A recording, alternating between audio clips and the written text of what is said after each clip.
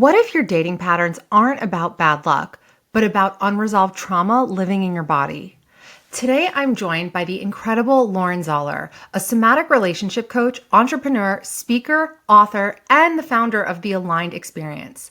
Lauren is a leading voice in generational healing and nervous system work. She has helped thousands of people transform their relationships and their lives. And today, she's here to share her powerful story and wisdom. In this conversation, Lauren and I dive into how unresolved trauma shapes our attraction patterns, why somatic healing is essential for true transformation, and how reparenting your inner child is the foundation for healthy love. Lauren also shares her incredible story of how she manifested her partner. If you've ever felt stuck in relationship patterns you can't explain, this episode is a must listen. Let's get into it. Hey, Lauren, welcome. It is so nice to have you on. Yeah, it's so nice to be here. Excited to see you again. Yeah, I know. You too. And so I filmed an episode on Lauren's podcast a few weeks ago, all about dating. Well, we covered dating your ex, right? Getting back together with an ex. Yep. So definitely check that out as well. Okay. Can you tell us a little bit about your journey and how you became a somatic relationship coach? Yeah. So I'm going to tell everybody the short version of the story because really, I believe that I have struggled with relationships from the moment I was born. But just for kind of like time's sake, I'll take you guys back to about 8.5 years ago, because that's really when things shifted for me. So about 8.5 years ago, I was living what I like to call the epitome of a highlight reel. Right. I had an online business I was a business coach at the time that was, being featured in the New York Times and NBC News. I was traveling the world with all of my friends. I had, my own real life version of what I like to call a Kindle. He was like my Kindle by my side through the whole thing. And it looked like externally that I was living this just picturesque life, that I was living this wonderful life. And it's really important to note that at that time, I was also doing all of the things that we as successful men and women are taught to do. Like I had a whole team of therapists. I had mindset coaches. I had business coaches. I was reciting my morning affirmations every day. I was cold plunging before cold plunging was cool. I was like doing all the things, right?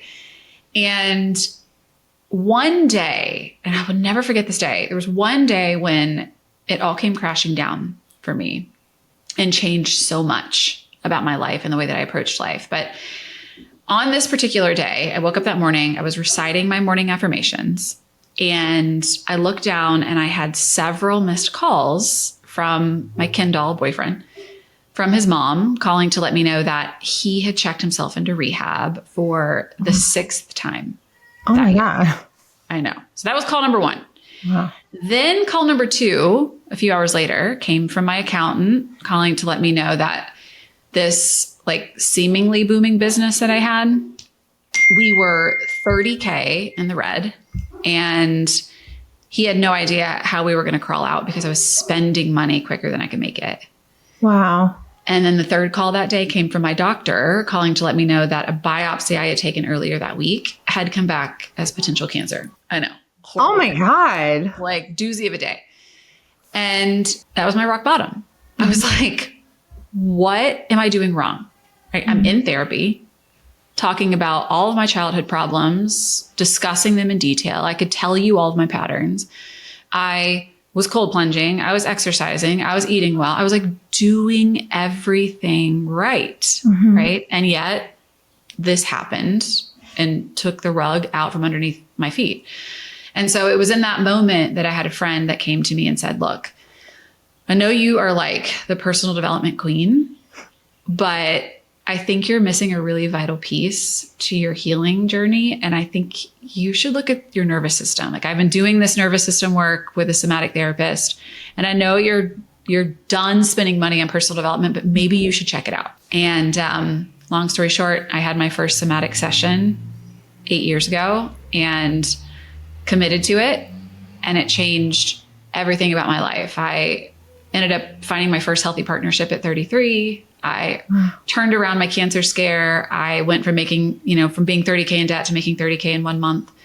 And I truly, deeply, it was because of nervous system work. And so then I recommitted my life to it, and now I'm here. Wow. Okay. So many questions, because especially with social media right now, a lot of these terms get thrown around a lot. So can you define for us, what's the nervous system? Yeah. So the nervous system is the most primal part of your being as a human. Okay. So every mammal on the planet has a nervous system. And what's different about humans, what makes us different than, let's say, a bear that you come in contact with in the wild, is that we have a developed brain. We have a developed prefrontal cortex. So our thinking brain actually gets in the way of our nervous system, which is again, the most primal part of our body as a human. Your nervous system, and we're talking about the autonomic nervous system. There's different branches, but the one that's spoken about the most is the autonomic. The autonomic nervous system has two functions. Okay. The first function is to get you the heck out of Dodge when there's threat present. All right. And is responsible for your fight, your flight, your freeze, and your fawn response. The second part of your nervous system is ventral vagal connection, or the safety part of your nervous system. It's the part of you that, rests and digests and can actually access safety. It's the part that says, hey, everything's okay. And we can tell all of these other functions in our body to move properly. Right. So when we look at the nervous system in relationship to trauma, and let's just talk about what trauma is really quickly, because we can't talk about the nervous system without talking absolutely. Trauma, right? That term also gets thrown around a lot. Like crazy. Right? Trauma is, and this is where people get this wrong. Trauma is the stuck survival response to an overwhelming event that was too fast, too much, or too soon for your body to properly access safety. Okay. Most people think that an event itself is trauma, which is so incorrect, right? Okay. Trauma is the stuck, lingering psychosomatic response to any overwhelming event. Okay. That was too fast, too much, too soon for your body to process. So what happens is that if you experience something that was overwhelming and your body went into a survival response, and you never had the proper container to access safety, every time you bump up to an instance close to that event, right? Like anything that was involved with that event, maybe you got in a car wreck with a guy that was wearing a red shirt. And every time you see a guy wearing a red shirt, your body starts to go into a flight response.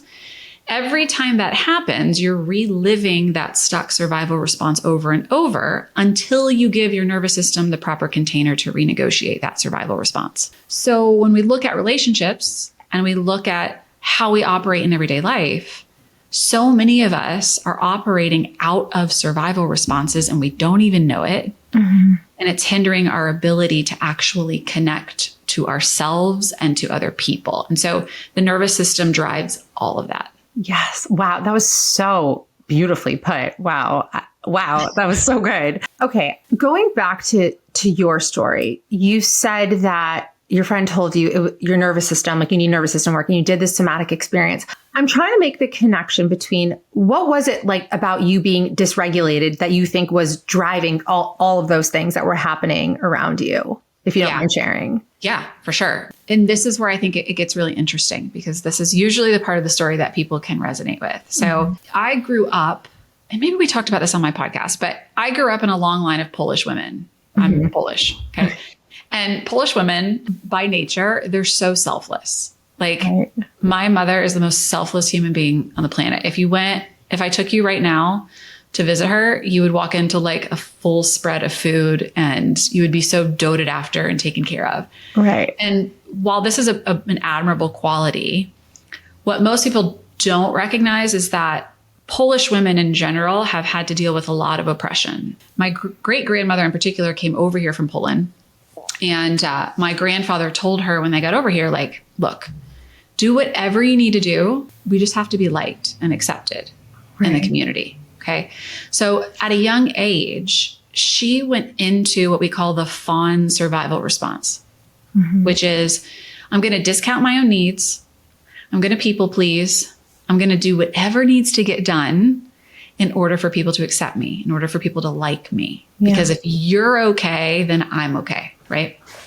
Which is great. She needed to go into that in order to build community and to be accepted. But the problem was that she never really once things settled down, got herself to a space of recognizing like, oh, I actually don't have to keep doing and overgiving to be accepted and to be loved.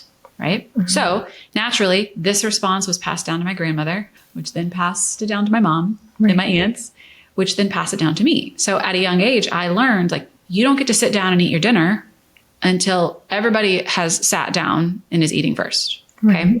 So I learned that in order to be loved, in order to be accepted, everybody has to be okay first. That's how you get your sense of validation and worth. Wow. So naturally, I grew up, I started attracting alcoholics. Why? Because I could save them. Yeah. Right? If I could get them to rehab, if I could be the one that was there when they exited rehab, then I earned love. I was worthy of love because if they were okay and if I could save them, then that meant I was okay. And that was the familiar fawn response, that people pleasing, my needs don't matter, you matter. That fawn response was so familiar that I was subconsciously seeking it out. And I didn't even know that I was doing it. Wow. Right. So when we don't shine a light on those patterns in our nervous system, we're going to continue to repeat them until I started to do the nervous system work to recognize like, oh, this is actually a survival pattern. It's not rooted in safety at all. Right. This is why I'm attracting these types of men. Right. It's rooted in an old survival response of what felt familiar to you. Exactly. So what goes on in a somatic experience for someone who is unfamiliar? Yeah. So I like to say it's difficult to explain unless you've experienced it, but I'm going to try. I swear my life goal is to explain somatic work in a way that's tangible and is not like frou-frou and I mean, yeah, I feel like it's only come to the like modern vernacular recently. You know, I was a psychology major. I've been a relationship coach for 15 years. I think I've only heard this word within like the last 2 years, maybe. Yeah. Yeah. It's brand new. So I'm going to try my best to explain what happens. Okay. And the first thing that I want to say, and I talk about this openly all the time, is that there's a difference between somatic renegotiation work and a somatic modality. So most people have seen breath work. Mm-hmm. They've seen tapping, EFT. They've seen, oh my gosh, I saw an ad the other day for like these women who lead these primal rage somatic sessions where they like go out into the forest and get naked and scream. Oh my gosh. Right? No, thank you. No, right? Same. And here's what's great about those somatic modalities. Okay. Mm-hmm. Sometimes they work. Mm-hmm. I love breath work. Yeah. I've never done the tapping, but breath work has been great for me. Yeah. Sometimes they work, but sometimes they also re-traumatize because I can see that. Mm-hmm. Because if your nervous system, let's use breath work for an example. If you're doing, let's say like really intense breath work, and your nervous system has an overdeveloped relationship to the flight response, and you start doing holotropic breath work, which is like really fast breathing. Yeah. You could blow your nervous system's window of tolerance because that type of breathing is too much for your nervous system. Wow. So in turn, what happens is you actually re-traumatize. You take yourself back into that survival response. Yeah. And it does worse things for your body than actually renegotiate the trauma. So somatic modalities are one thing. What somatic renegotiation and somatic experiencing is not a somatic modality. Okay. As a somatic practitioner, I am trained to track in a really controlled way what is happening in your nervous system in real time. Mm-hmm. So we may revisit a traumatic experience that you've had in the past, and I'm going to watch what's happening in your body as you start to recall this situation. And then as a somatic practitioner, I'm going to bring in what's called a counter vortex, which is safety, so that we can carefully be with that response to renegotiate it to safety in real time. Okay. Wow. So somatic renegotiation work is, I like to call it slow and not sexy. What you see on the internet with people having these like crazy screaming fests or crazy like laying on the floor and convulsing, that is what we call catharsis. That's not real true renegotiation work. Somatic renegotiation is slow. It's titrated. It's working with your body in a way that doesn't blow you past your window of tolerance so you can actually renegotiate trauma in real time. Wow. And how long does it take to start seeing real shifts in your life? Almost immediately. Wow. Because when you, and again, like almost immediately, and it takes a long time. Right. Because we have to remember that trauma is so multi-layered, and different traumatic experiences get what's called coupled in the system, which means you can experience something and it could get kind of like Christmas tree lights strung with another traumatic experience and then strung with another traumatic experience. They all get linked. Yeah. And so uncoupling these responses takes time. Right. But if your nervous system has a very underdeveloped relationship to safety, and we start to find that for the first time in your life, you can start to feel the effect of somatic work pretty quickly because you've never felt safety before, truly. Wow. That's incredible. What are some common signs that someone is stuck in a dysregulated state, but maybe doesn't realize it? Well, it depends kind of what area of life we're talking about. Let's focus on relationships. Like, let's focus on how it shows up, how like being dysregulated shows up in dating and romantic relationships. Yeah. So I'll speak to my own story and how it used to show up for me a lot. I used to think that any point of conflict meant that the other person was going to run, like they were going to be out.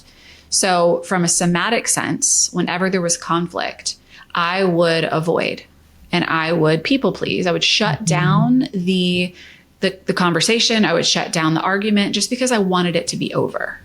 Right. Right.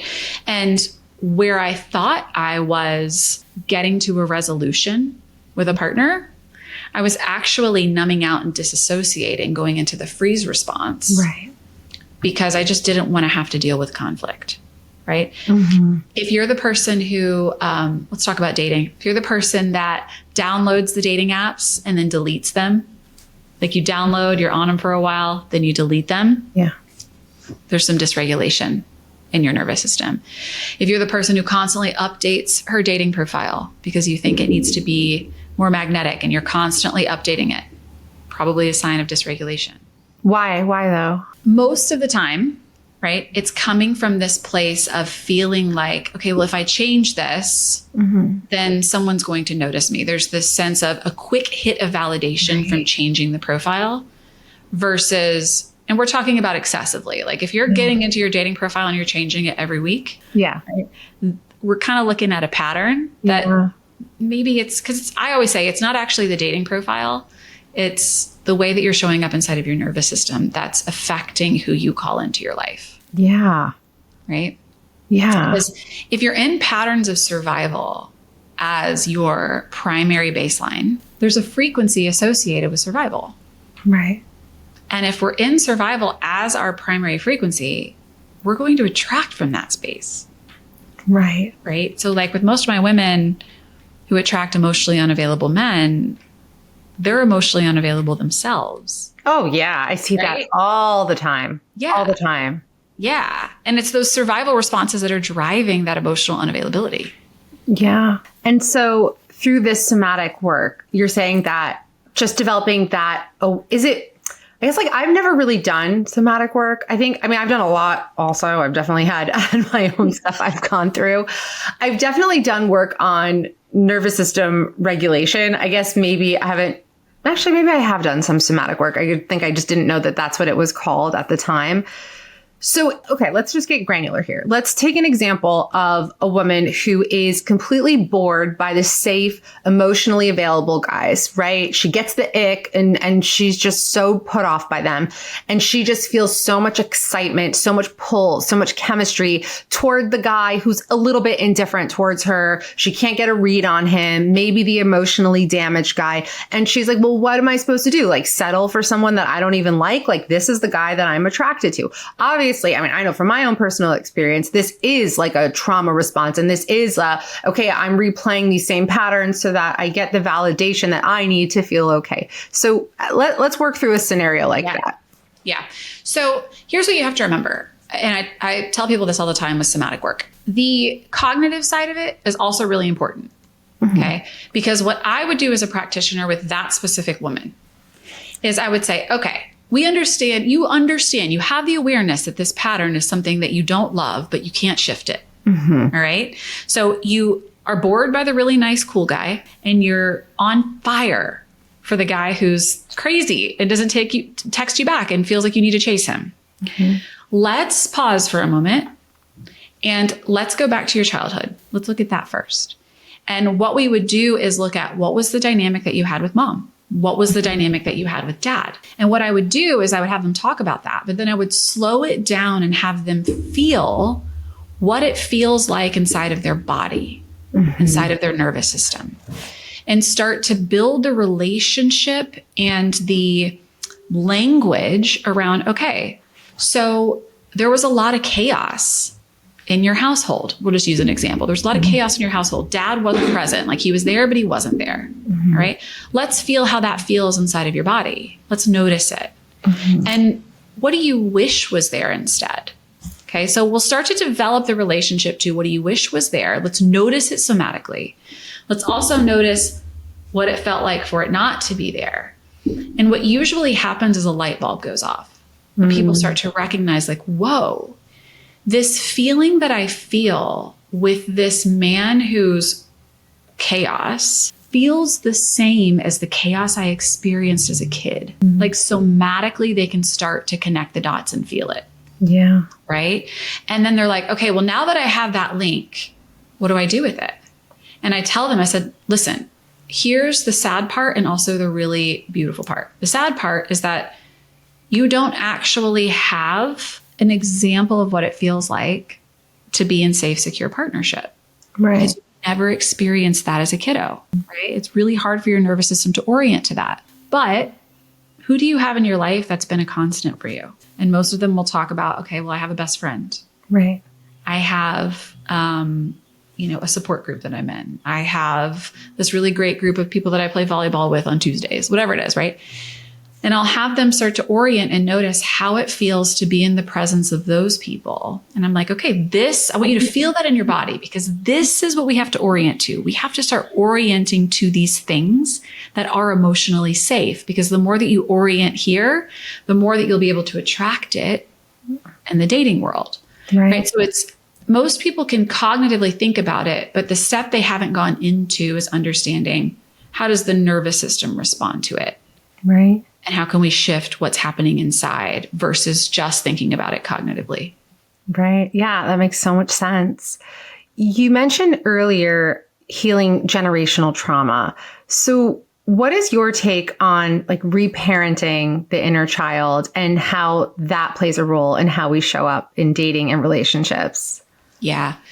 Well, I think it goes back to, what we were just speaking about and that let's just use the example that I just gave. If you grew up in a situation where there was a lot of chaos and there wasn't this sense of attunement from a parent or the reassurance that you're worthy of love, even if you mess up, right? Even if you're not perfect, then what happens if that wasn't there is that we grow up and we start again to seek out that familiar dynamic. So part of this work is understanding, okay, wait, I feel this because it's familiar, but what did I not receive as a little girl that is showing up right now in my ability to relate to someone else? And how can I start to nurture that? Right. And give myself that now as an adult. And so I think you can't do somatic work without doing reparenting work. It's impossible. Absolutely. I do so much of that with my clients as well. And one thing I have all of them do, and some people are very resistant to it because it's very painful, is to write out the childhood that you wish you would have had. Because once you write that out, you'll see what all the gaps were and all the things that you were missing that you didn't get. And you can't go back in time and have different parents and a different childhood. So you have to do it now. Be there for yourself in the way that your caretakers weren't there for you in the way that you needed.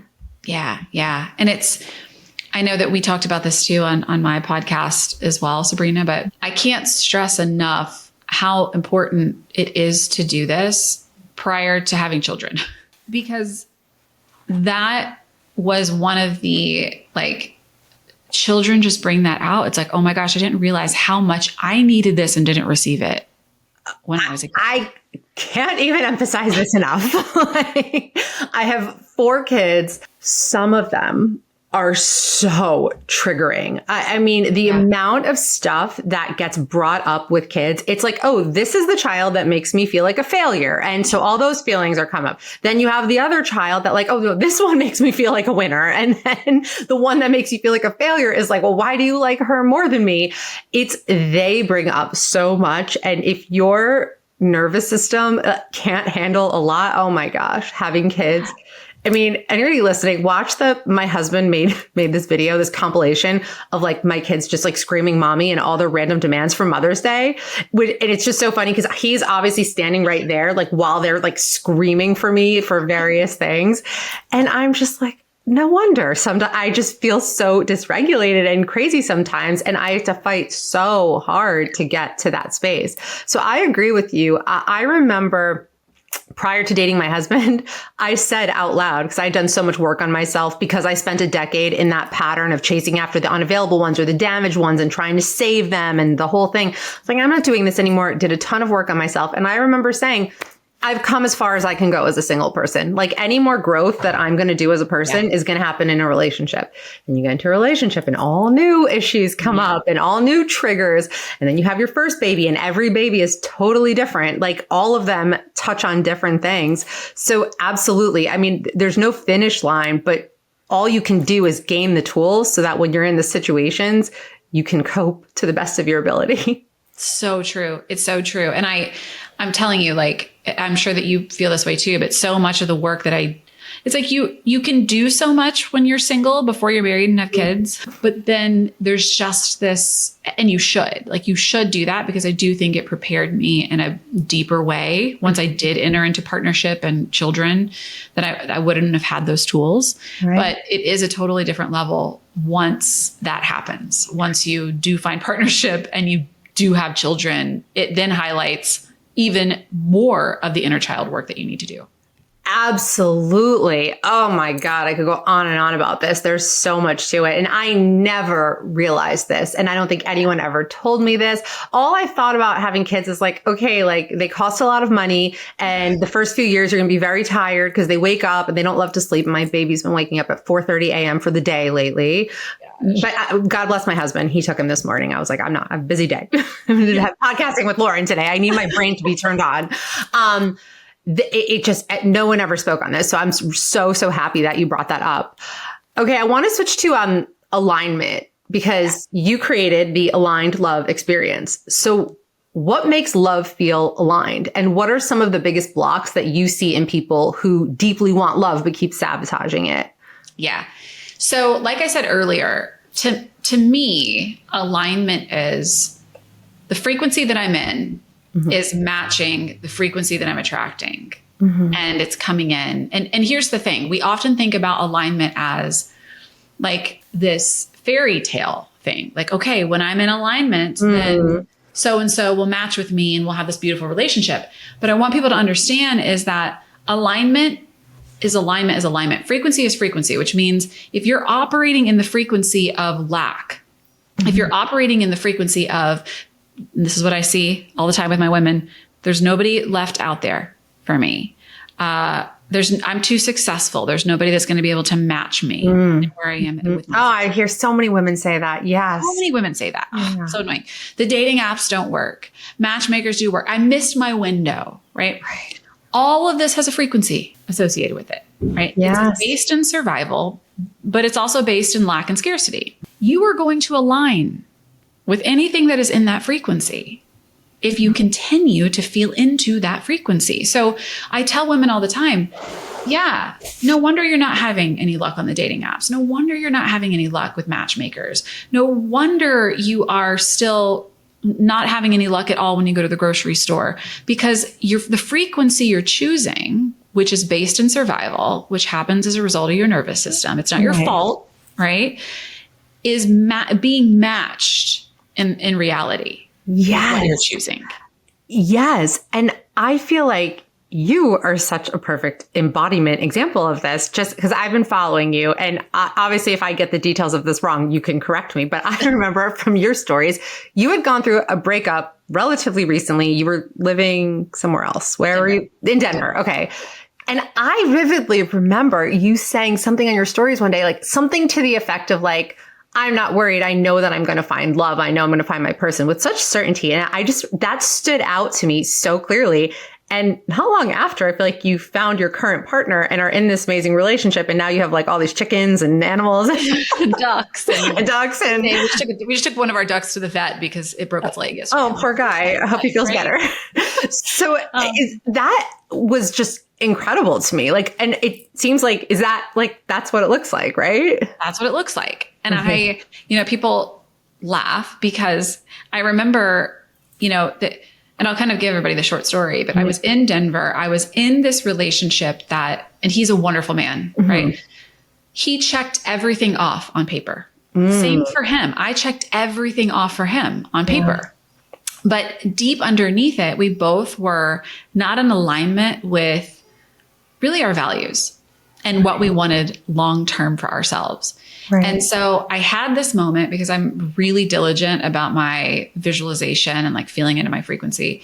I had this moment about 1.5 years ago when I was in Denver where I had this, some people call them downloads. I just had a vision of me on land, like in this space of slowness. And in like, I had a book deal. Like there were all these things that didn't make sense with where I was living at the time. Like we were living in Denver, we were in the city, we were talking about moving to another big city or California.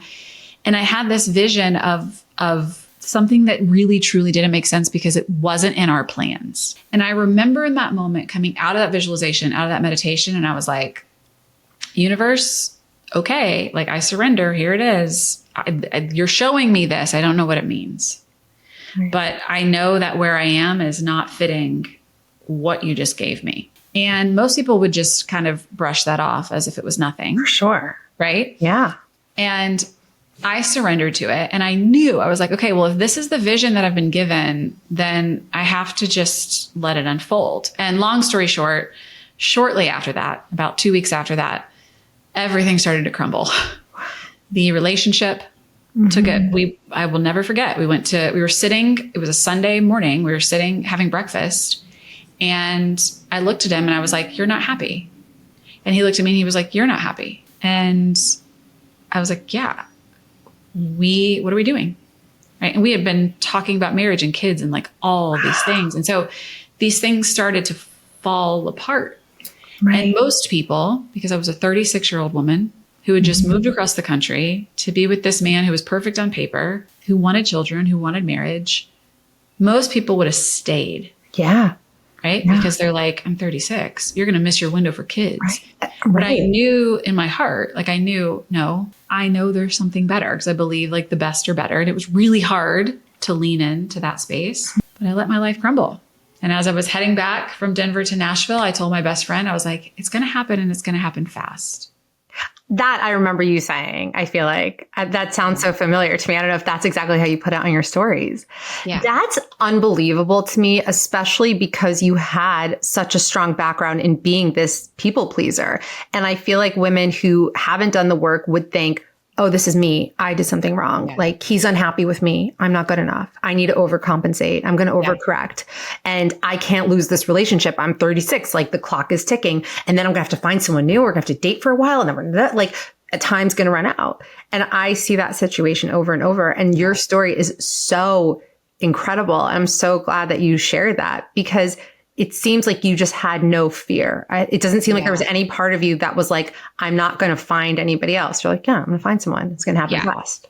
Well, and let's like I'm going to give you the real side of it too. Okay.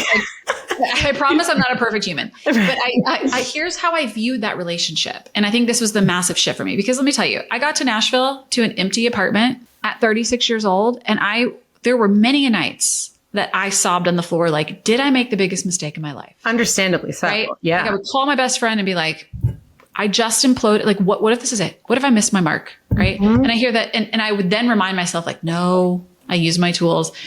to remind myself like, no, I chose myself in this. I chose something bigger and better. And I started to view that relationship as I always believe that the universe, God, whatever you believe in, and this goes back to the alignment piece, will give you your lesson on a silver platter to see if you'll choose differently. And when you choose differently, you get what's next because the universe says like, yeah, you don't want this. You've learned that lesson. Yeah. And so that relationship to me, to your point, was the gift that was given to me by the universe saying, hey, are you really committed to what you want? Because this is almost it. Almost. Right. But it's not fully what it is that you want. Yeah. And so are you going to use your voice and are you going to claim it? And I kept viewing the relationship as that. And then I truly believe because I looked at it as a lesson versus what did I do wrong? What's wrong about me? That was the frequency that brought Nathan in so quickly because I continued to stay in that space. Unbelievable. That was your breakthrough. I don't know if you saw on my page, I did a clip from the podcast I did 2 weeks ago with Elisa Shapiro, therapist in NYC. I'm sure you've seen her. Yeah. And she was saying, everybody says, I need a breakthrough. I need a breakthrough. And a breakthrough isn't just a thought. A breakthrough is you are presented with some circumstances and it's, am I going to go down the same road that I've gone down before? Or am I going to choose different? Am I going to make a different choice here? And that was your breakthrough. And look at where you are now. It's unbelievable. In getting to know you just from doing your podcast and first watching you on social media, doing your podcast and talking to you today, I'm so impressed by your resilience and your grit, which really is, I feel like the biggest tool in life for success. What would you say your go-to practices are or mindset shifts for building this resilience, especially in uncertainty, a failing business, uncertainty about fertility, about partners, like how, obviously the nervous system regulation is a huge part of it, but do you have any like practices or little hacks that you do to get yourself there? Yeah. I mean, I'll tell you and I promise this is not like a shameless plug. I have my own somatic practitioner. Right. And I see her. Like I see her regularly. I see her once a month. And if I'm going through something like last week, I went through something massive in business. And I knew my pattern because of what happened. I knew my pattern was I was going to people please and I was going to shut down my voice. And I also knew there was a part of me, like what happened was unethical. And so I needed an outside voice to process that with. Yeah. And so having her was a game changer, right? And I was able to approach that situation from a really empowered place because I was able to really take a moment and a beat to talk to somebody about that. So that is the first thing, is like just making sure if it's not a somatic practitioner, just having somebody on your side, coach, somebody that you can go to, that you trust, that can show you both sides of any situation. Absolutely. She's also the same person that last year had me orient to freezing my eggs. She's like, you left this relationship at 36. I know there's a lot happening, but like, I think maybe we should look at what it would be like to freeze your eggs. And it was so overwhelming. Yeah. Right. But I had her to be able to go to. And so that's the first thing that I do, which isn't sexy, but it's just the truth. And then I would say, I did a lot of work about 2 years ago on getting really clear on my values, like my personal values. And one of my personal values is integrity. And something I always ask myself in every single situation that happens to me, whether it's in my relationship or in my business, is, am I operating from integrity? Like, what does it look like to operate from integrity and to make sure that the women I serve on my platform, the women inside of my practice, like, are they getting the real, honest, vulnerable, authentic, transparent truth? And that keeps me honest. That really keeps me honest. And so I journal about that all the freaking time. I love that. That's so important. Most people don't realize that they just don't know themselves as well as they think they do. And most of us are so out of touch with what we really value and we get lost in the wrong things. So that was beautiful. Thank you for sharing. Yeah. Okay. I have a few rapid fire questions for you. And then we'll wrap up. Okay. What is a healing practice you can't live without? Oh, somatic experiencing. What is a book that changed your life? Oh my gosh. Actually, Big Magic by Elizabeth Gilbert. I was just talking about that yesterday, and it's just top of mind, but I love that book. It changed so much about the world. Never heard of it. It's a good one. I'll check it out. What's the advice you wish more women heard? That there is someone out there for you. There really is. And you need to just truly honor your worth and know that everything happens in divine timing and it's on its way to you. Agree. There's a lid for every pot. And what is one thing you want every listener to know about their own potential? It's endless. If a desire was placed on your heart, I don't care how big it is and how much it doesn't make sense, it's going to happen if you truly commit to it. And I always laugh. I know this is rapid fire, but I always laugh because I'm like, wouldn't we live in a really messed up world if the God, the universe, whatever you believe in, like put these really big dreams in your heart and they were like, no, you can't have them, you know? I love that perspective. Yeah, that's so true. Right? Like that would be super fucked up. So if it's on your heart and you can see it, it's meant for you. I love that. You know what? Those are words that I absolutely needed to hear. And I have to say, I'm so thankful for the con artist that brought us together. I don't know if you remember, this is how we met, but someone reached out to me about marketing and they were like, I do all of Lauren Zoller's marketing. So obviously I looked into you and then I reached out to you and you're like, I don't know what you're talking about. Like, I don't know these people. And then we started following each other from there. So I know, right? So please share where everyone can find you. Yeah. So, well, first off, I just want to say that's the universe in divine order. Like, of course, that's how it had to happen. You know? Exactly.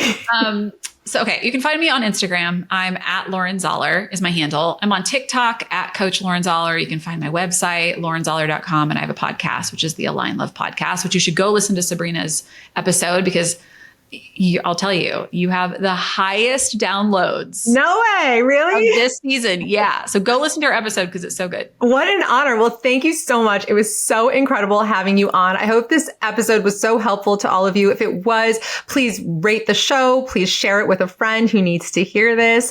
And please share your thoughts, your feedback with me. I love hearing from you guys. You can email me, Sabrina@sabrinabendori.com, and I'll see you next time. Bye. Bye, Lauren. Bye.